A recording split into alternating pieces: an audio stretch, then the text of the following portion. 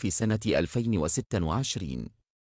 وينحدر حسني من أصول مغربية، ويشغل مركز قلب الهجوم، وقد سبق له تمثيل المنتخب الفرنسي تحت 17 سنة في مقابلتين.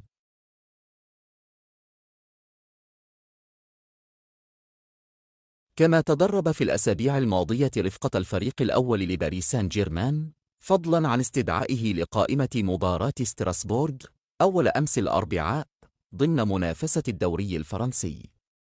وجاور اللاعب في مرحلة تكوينه مجموعة من الأندية مثل FC باريس وجوانفيل قبل التحاقه بصفوف باريس سان جيرمان سنة 2019.